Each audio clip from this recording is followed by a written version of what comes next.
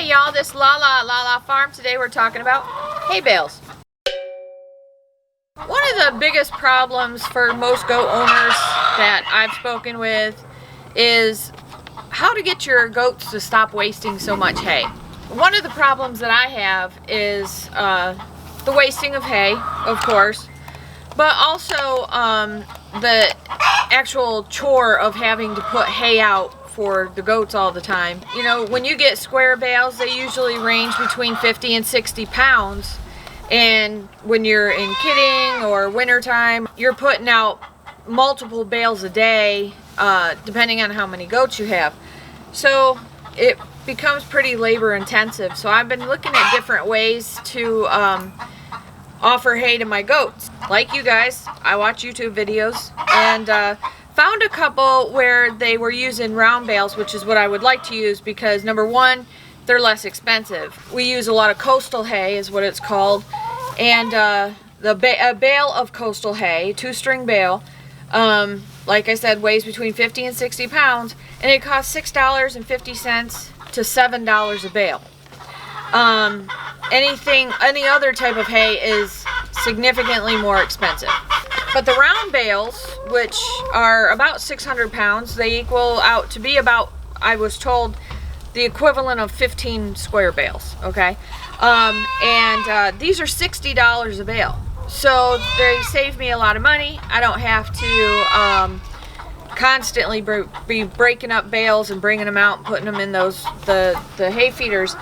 I love my tartar hay feeders, the little red ones you've always seen me use. I love those, they're great. For my goats, they work really well for the smaller size goats, like Helga here. And the larger ones don't have any trouble getting into them. Again, you get quite a bit of waste, but you're going to get hay waste regardless of what type of feeding system you use to provide hay to your goats. They waste hay. It's a fact of goat life. They just waste hay.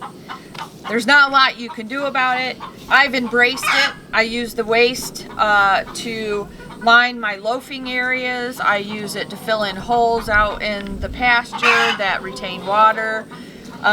We've got a couple of high traffic areas where we get really thick, nasty mud. So I'll take some of this waste hay and I'll throw it in where that really thick, nasty mud is. And it kind of helps with that problem as well. What I wanted to show you today was one that I found on YouTube. I found a couple of different people who use this option.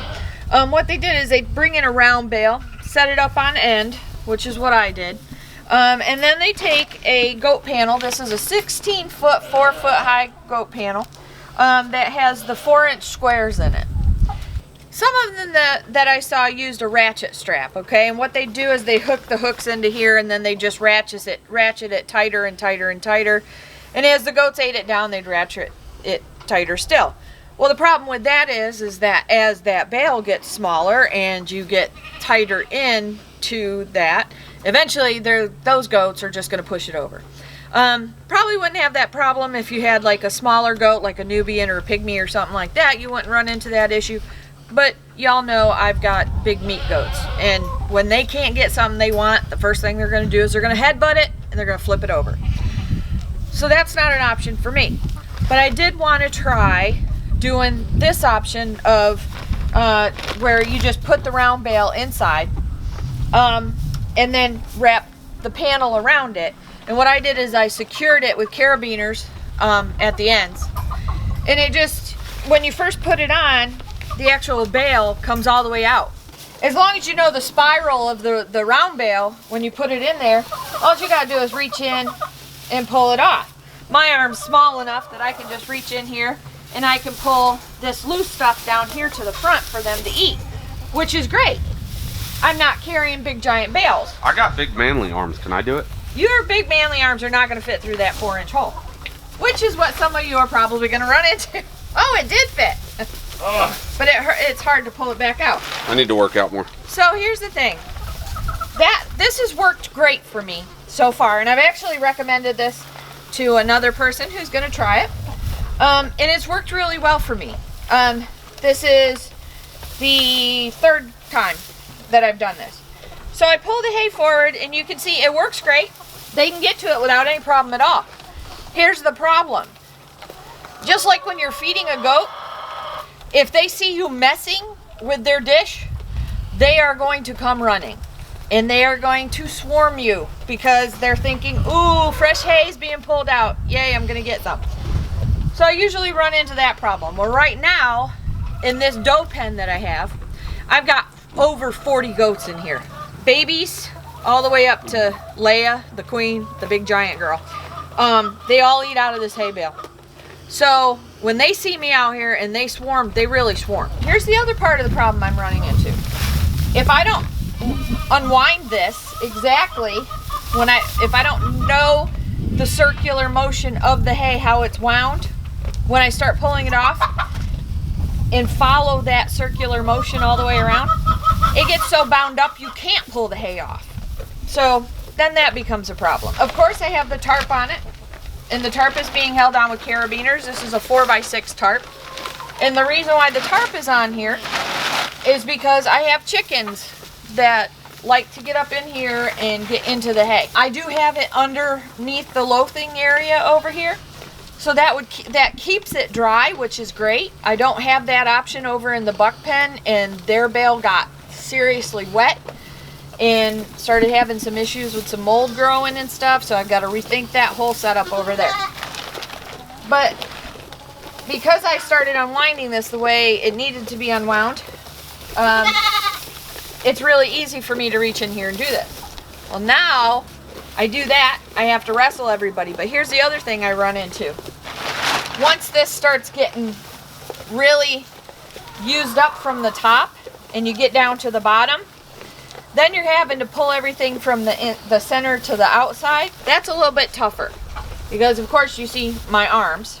So everything's got to be done either through the panel, or I have to take the panel off, spread it all out, and put the panel back on. I like giving my goats the round bales. Physically, it's better for me. I'm not lifting, 3 and 4 bales a day and breaking them up and having to carry them to all the different hay feeders while the goats rush at me and everything. I think the hay stays drier for them because of where I have it located. Everybody can get to it because it's round. It allows more goats to get to it. The little kids don't get crushed out and pushed away. So will I continue to feed round bales? Absolutely. But I am also going to experiment with different ways to feed the round bales. So just keep an eye out for those videos in the future. Especially over in the buck pen, because I do not have a covered loafing area where I can fit a round bale in. So theirs has been left out in the weather. It had a tarp over it, which is great. Because I used a canvas tarp instead of the poly tarp, where the canvas part touched the hay on top, the water would seep through the canvas and get down into the bale. So that's another thing to keep in mind when you're doing it this way, is if it's exposed to the elements and the hay does get wet, you can't pull it apart.